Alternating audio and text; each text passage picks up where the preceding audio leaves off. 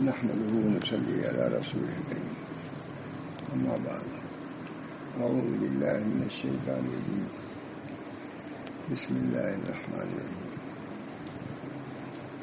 يا أيتها النفس المطمئنة ارجعي إلى ربك راضية مرضية فادخلي في عبادي وادخلي جنتي. یہ سنا چکا ہوں لیکن مختصراً سنایا تفصیل سے. جو رسالہ جو ہے اس کا قاعدہ عاشرہ 10واں قاعدہ ہے جس پر نفس کی تربیت اور تزکیہ کا انحصار ہے. 10 ہے یہ 10واں قاعدہ. اس کی طرح سے پہلے سنا چکا ہوں اب سب لوگ تو رہ نہیں ہوں گے لیکن یہ قاعدہ عاشرہ ہے 10واں قاعدہ. 10واں قاعدہ نفس کی معرفت حاصل کرنا ہے. اصلاح جب ہوگی جب اپنے نفس کی تم کو معرفت ہوگی ہو کیا ہے تمہارا نفس کیا ہے اس کی کیا حقیقت ہے اس کی کیا ماہیت ہے اللہ تعالیٰ اس نفس سے کیا چاہتا ہے. معرفت ہوگی تبھی تو نفس کی اصلاح کرے گا. سب سے بڑی ہے قد افلح من زکاہا وقد خاب من دساہا. اس نفس کو جب آدمی سدھارے گا تو فلاح پائے گا. نفس کے سدھار پر عافیت کا ملنا ہے.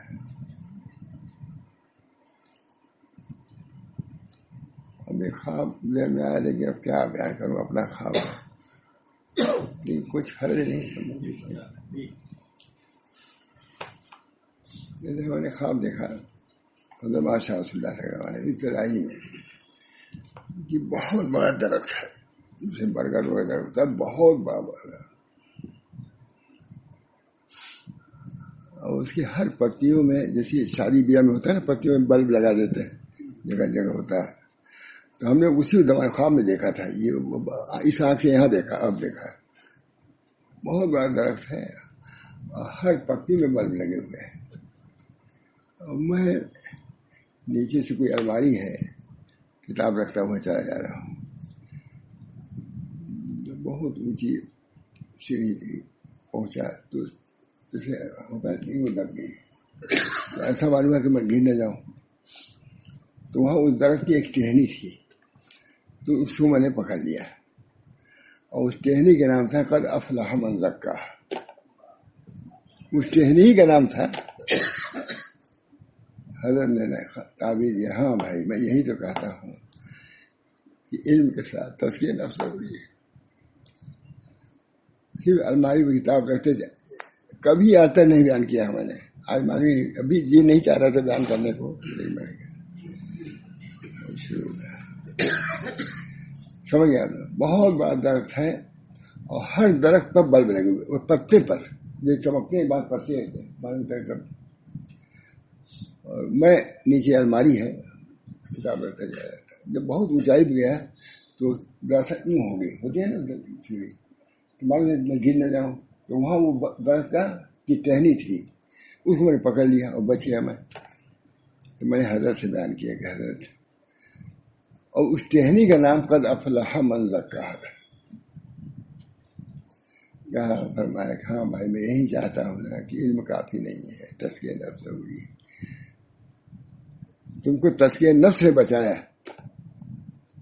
کتاب تو تم رکھتے چلے جا رہے تھے لیکن اس سے تو تم ڈوان ہو گئے. لیکن اس ٹہنی کا نام ہی تھا قد افلح من زکاہا.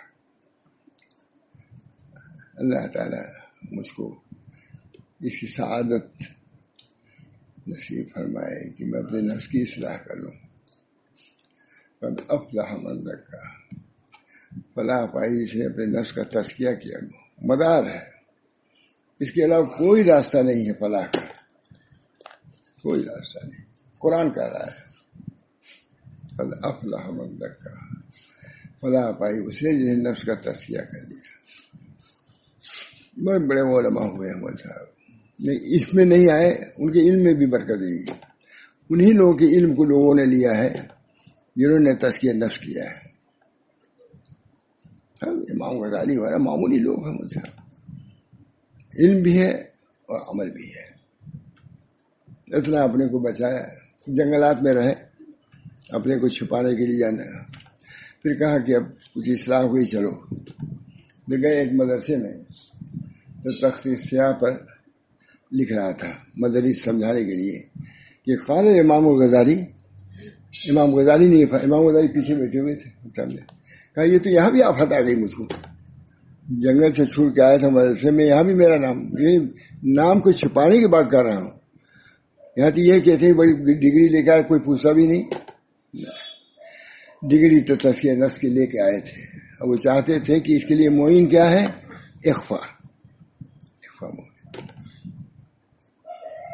میں تو نام و نشان مٹا بیٹھا، شہرا میرا اڑا دیا کس نے۔ امام غزالی پھر وہاں سے بھاگ گئے جب یہ معلوم ہوا کہ میں یہاں پر پہنچ گیا ہوں۔ امام غزالی نے یہ کہا تخت سیاہ پر، دیکھا یا اللہ میں تو اسی سے بچ رہا تھا کہ گمنامی میں رہوں، شہرت نہ ہونی پائے میرے۔ باقی مولانا ایسی کتاب احیاء العلوم جو عربی پڑھتے ہیں، اس زمانے میں اتنی روایتوں کا جمع کر دینا 4 جلدوں میں اور بالترتیب، خود علی میں نے لکھا ہے کہ کئی 100 سال ہو گئے لیکن ان کی عبارت میں ایسی تازگی ہے جیسے آج لکھی گئی ہو عبارت، طرز بدلتا ہے نا، لکھنے کا طرز بھی بدلتا ہے۔ ہم لوگ تھے وہاں کتب خانے میں، وہاں ہمارے ساتھ آدمی بھی تھے، تو ہم نے کہا یہ کتاب حضرت پتہ نہیں چل رہا ہے یہ کس زمانے کی ہے، کہا یہ فلاں صدی کی معلوم ہوتی ہے، اس کی عبارت سے معلوم ہوتا ہے کہ فلاں صدی کی عبارت ہے، یہ بزرگ مصنف فلاں صدی کا ہے۔ لیکن امام غزالی کے بارے میں علی میں نے لکھا، دیکھ لیجیے گا کہ عبارت ایسی لکھی اللہ کی طرف سے، اپنے کو مٹایا امام غزالی نے، ایسی باریک باتیں لکھی ہیں، شستہ ہو جاتی ہے طبیعت، ایسی باریک باتیں۔ اللہ تعالیٰ ہم سب لوگوں کو ان باریکیوں کو سمجھنے کی توفیق ملے۔ ایک صاحب نے حضرت تھانوی کی مذمت کیا ہے، کہا کیا منہ شگافی حضرت کرتے رہتے ہیں، اس کسی بھی بات نے کہا، اب کیا بتاؤں اس کو۔ حضرت کا منہ شگافی نہیں، وہ امام غزالی کا طرز ہے، فوراً اپنے شیخ کا دفعہ کیا حضرت نے، انہوں نے اعتراض کیا تھا مولانا تھانوی پر، ہوتا ہے یہ کہا کہ یہ بقرات سقراط والی یہ نہیں تھی بلکہ امام غزالی کا طرز تھا جو حضرت تھانوی نے اختیار کیا تھا اپنے شیخ کی فوراً۔ بہرحال اللہ تعالی ہم سب لوگوں کو اصلاح نفس، تزکیہ نفس کی توفیق دے۔ نہنگو اژدہاؤ نے شیر نر مارا تو کیا مارا، بڑے موذی کو مارا، نفس امارہ کو گر مارا۔ کیسے کیسے آتا ہے مولانا، کیسے کیسے آتا ہے نفس، کیسے آتا ہے، کیسے ہلاک کرتا ہے، کیسے برباد۔ پورا حذر رہنے کی ضرورت ہے۔ سب سے بڑا آدھا عدو ایک بین جنبیک، سب سے بڑا دشمن تو تمہارے جنگ میں ہے۔ جو بنتے ایک ہی میں تو گیا ہوں، اب نہیں تھے اسے نہیں رہنا چاہیے تھا۔ ہاں مناظرے میں، مناظرے کے مجلس میں لوگوں نے بلایا تھا، وہاں سے اس وقت مدنی تھے، اصل مدنی بھی تھے، شاید حضرت تو کبھی گئے نہیں ہوں گے اس میں پڑھنے کے بعد، لیکن مجھ کو اس نے بلایا، بھرا ہوا تھا بہت، اور بلایا کس پر تھا، مناظرے کے مجلس کے حکم بنا کے بلایا تھا مجھ کو۔ تو بالوں نے کہا کہ آپ کو بلائے بھی تو مناظرے کے لیے بلایا، کہنے والے تو کہی دیتے ہیں کچھ، میں اسی میں بیان کیا، میں نے کہا کہ پورا قرآن مناظرے سے بھرا ہوا ہے۔ مناظرہ با 4 فرقے واللہ، مشرکین، یہود، نصارہ، منافقین ہے کہ پورے قرآن میں یہ مناظری تو علم احکام ہے، علم قصص ہے، اور چوتھا علم جو ہے علم مخاصمہ ہے، مناظرہ۔ میں نے کہا اس کے لیے آپ نے بلایا، یہ نہیں کہا کہ آپ نے کچھ طلب کیا، اس کے لیے بلایا ہے۔ یہ قرآن کا خاص مورد ہے، خاص مضمون ہے مخاصمہ، اس سے مخاصمہ با مشرکین والیہود والنصارہ والمنافقین، یہ 4 فرقے سے مناظرہ کیا ہے قرآن نے۔ پھر مجھ کو بلایا تو کیا تعجب کی بات، میں نے کہا وہ مخاصمہ تو چل رہا ہے، قرآن نے مخاصمہ کیا ہے، اور میں کہتا ہوں کہ ایک مخاصمہ اور باقی ہے، وہ مخاصمہ بالنفس ہے، یہ مناظرہ کرنا ہے۔ اپنے نفس سے اگر اس مناظرے میں کامیاب ہو گئے تو یہود نصارہ پر غالب آؤ گے، ورنہ پھر ہو جاؤ گے. میں نے کہا مجمع تھا. ایک مخاصمہ بالنفس ہے، یہود و نصارہ سے مناظرہ ہے. مخاصمہ میں ہم نہیں جو کامیاب ہو رہے ہیں، وہ اس بنا پر مخاصمہ بالنفس جو سب سے بڑا دشمن یہاں پر موجود ہے، اس میں ہم ناکامیاب ہو چکے ہیں. اس بنا پر ان سے ہم مخاطبے میں ناکامیاب ہو رہے ہیں. اس کی طرف توجہ کیجیے. انہوں نے کہا یہ تو یہ خانقاہ بنا دیا انہوں نے. ماں سید احمد پالنپوری کے بھائی نے کہا یہ تو میں کہا چل اللہ تعالیٰ کا شکر ہے. با مخاصمہ میں اللہ تعالیٰ ہم سب لوگوں کو اپنے نفس کے سمجھنے کی، من عرف نفسہ عرف رب، جو اپنے نفس کو پہچانے گا وہی اپنے رب کو پہچانے گا. اللہ تعالی ہم سب لوگوں کو کامیاب فرمائے اس مناظرے میں، اس مخاصمہ میں، اس مقابلہ میں.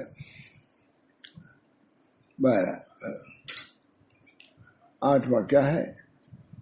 تزکیہ نفس کے باب میں لازم اور حتمی چیز ہے کہ نفس کی حقیقت اور اس کے صفات کی معرفت، تاکہ اس پر توجہ، اس کے رعایت آسان ہو جائے. معلوم کرنا ضروری ہے نفس ہے کیا ہے، تمہارا نفس کہاں جا رہا ہے، کس درجے پر ہے، معلوم کرنا.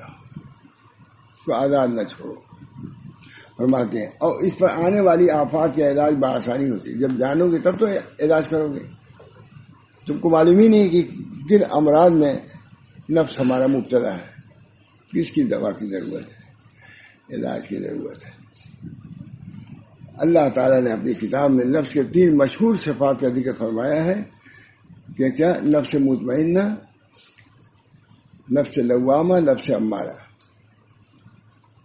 نفس مطمئنہ وہ ہے جو اللہ تعالیٰ پہ ایمان لائے، سب سے بڑا نفس مطمئنہ. اسی مطمئنہ میں راضیہ مرضیہ ہو جائے گا.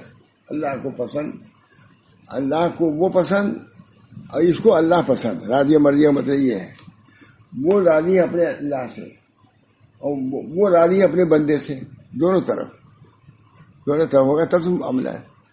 راضیت مرضیہ، نفس ہمارا راضیہ، جو اللہ کی طرف سے پیغام ہو اس کو ہم مانیں گے. راضیہ ہو گیا، جب راضیہ ہو گئے تو اللہ کی مرضی پسندیدہ ہو گئے. نفس مطمئنہ وہ ہے جو اللہ تعالیٰ پہ ایمان لائے اور اس کا ذکر کرے، اس کی عبادت کرے، اس کی طرح اچھی طور پر متوجہ ہونے سے مطمئن ہو جائے. اللہ کی طرف توجہ اس کی اللہ کی طرف ہو جائے. ہمارے حضرت بابا صاحب کہتے تھے کہ بھائی دیکھو کوئی مصیبت آ رہے تو پہلے تمہاری توجہ اللہ کی طرف ہونی چاہیے. کون نہیں جانتا ہے، لیکن توجہ دلانے کی ضرورت پڑی تب تو. بیماری آئے پہلی توجہ اللہ. ڈاکٹر حکیم طرف جانے سے یہ نہیں کہ نہ کرو، تو علاج بہت کرتے تھے، مولانا خود بہت پابند تھے، لیکن تعلیم یہ کرتے تھے. فرماتے تھے کہ جب کوئی بیماری آئے، کوئی مصیبت آئے تو اولاً تمہاری نگاہ اللہ کی طرف ہونا چاہیے، اس کے بعد اطباء کی طرف یا وکلاء کی طرف، جو بھی ہو اللہ جو چاہے گا.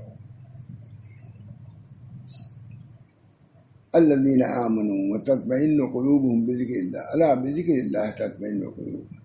مراد اس سے وہ لوگ ہیں جو ایمان لائے. مطمئنہ کون لوگ ہیں؟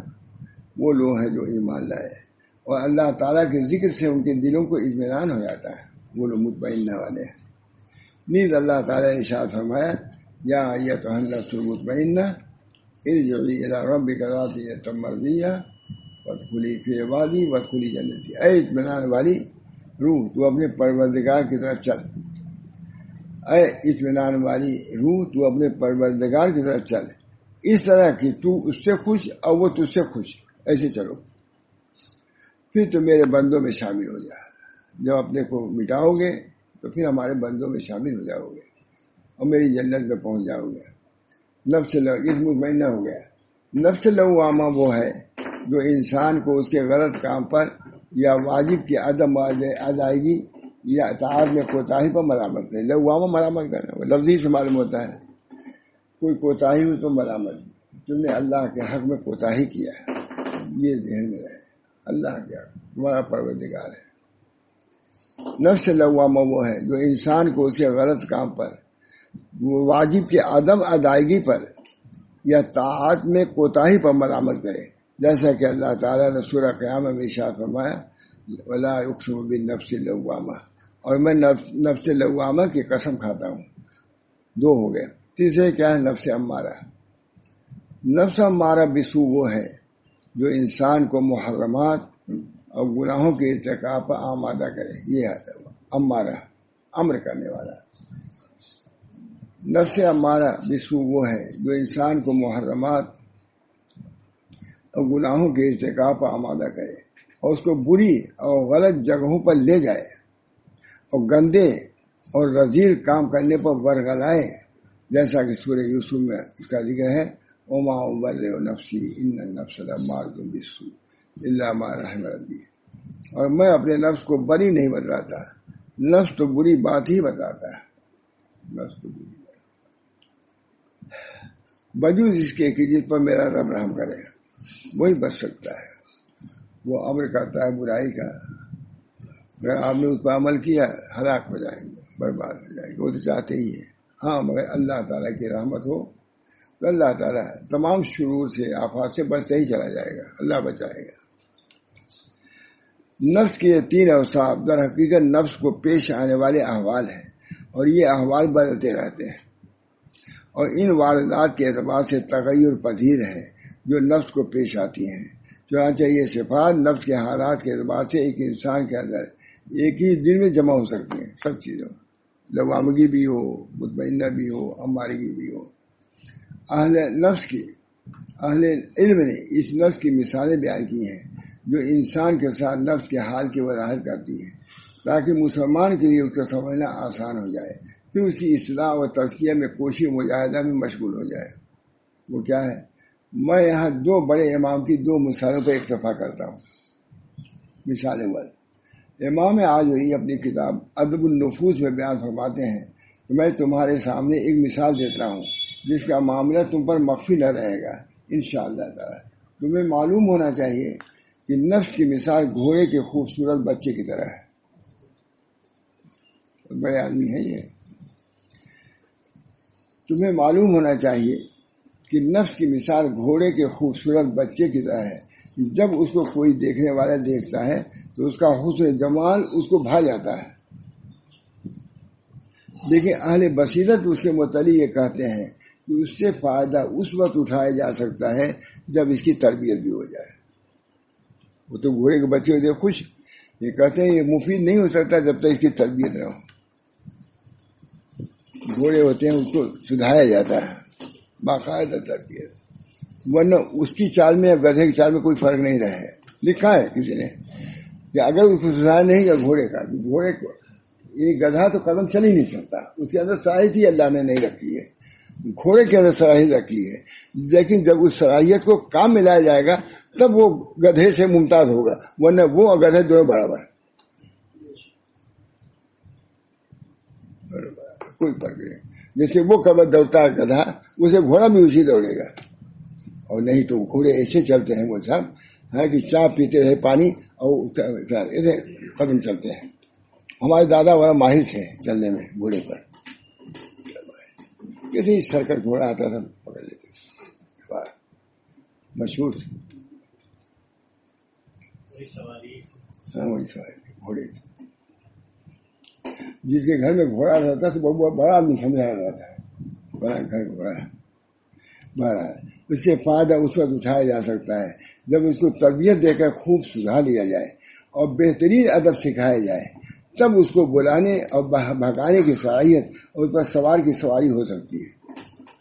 تب اس کو بلانے اور بھگانے کی صلاحیت اور اس پر سوار کی، یہ سب اس کی تربیت اور تعلیم اور سدھارنے کے تجائب پر منحصر ہے.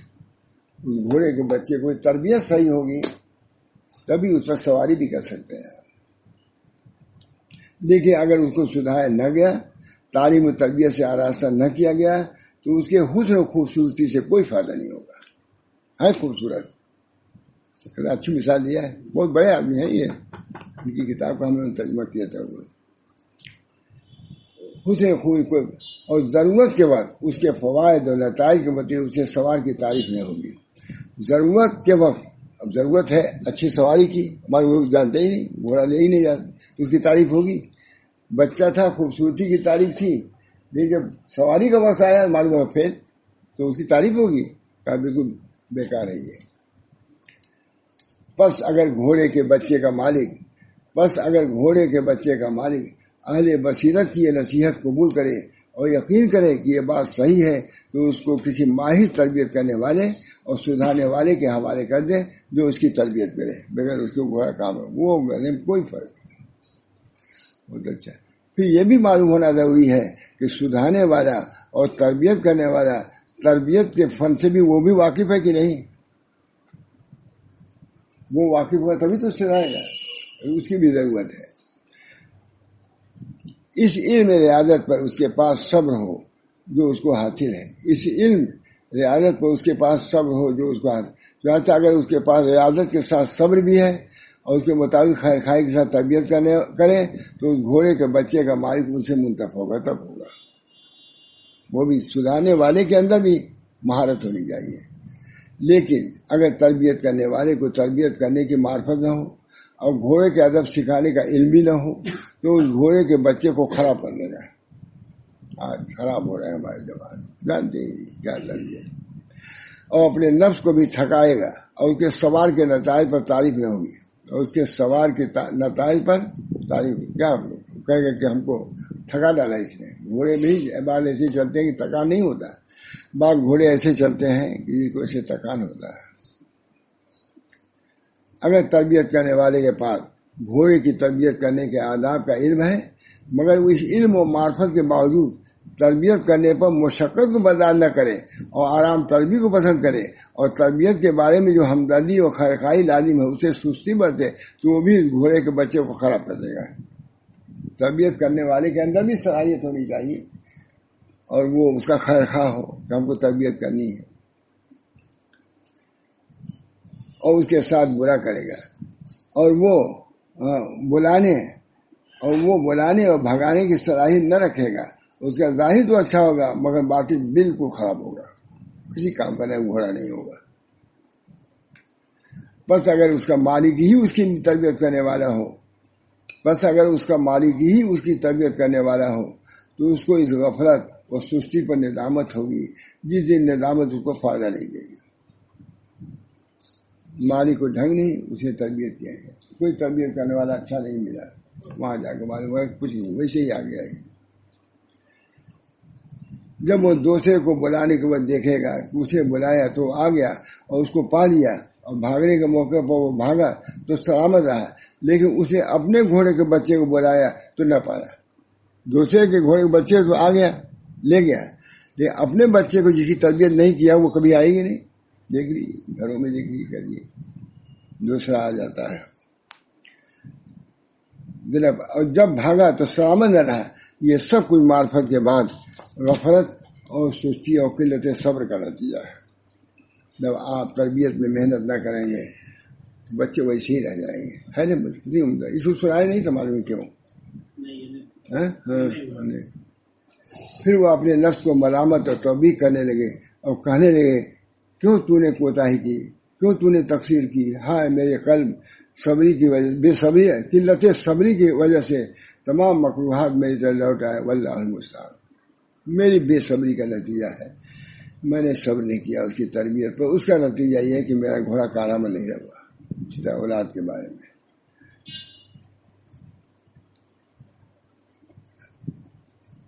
یعنی اللہ تو رحمکم اللہ, یعنی اللہ تعالیٰ تم پر رحم کرے اور اس مثال کو جان لو اور خوب اچھی طرح سمجھ لو تو فلاح و نجات پیدا ہو گئے. گھوڑے والی مثال. اس مثال اول میں امام عاجری نے نفس بشری کے حال کو واضح فرمایا.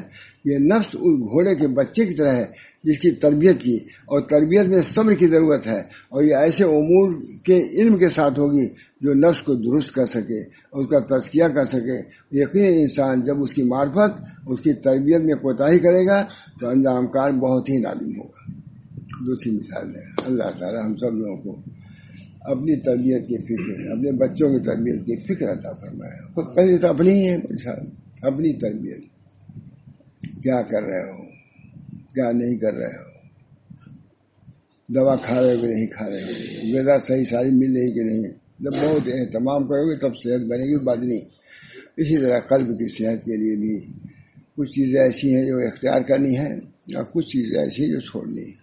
اللہ تعالی ہم سب کو اس کی توفیق دے، ہمارے نفوس کا تزکیہ فرمائے، اللہ تعالی ہم سے راضی ہو جائے۔ اللہ تعالی ہر کسی کی بد دعا کیے، اللہ تعالی ہم سب کو عافیت ہدایت عطا فرمائے۔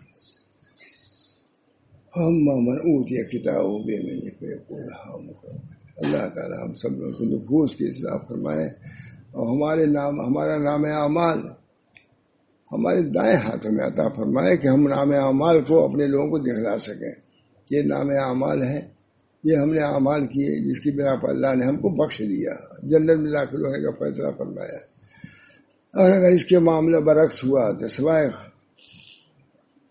ندامت کا کچھ نہیں ہے۔ ربنا تقبل منا انک انت السمیع العلیم برحمتک یا ارحم الراحمین۔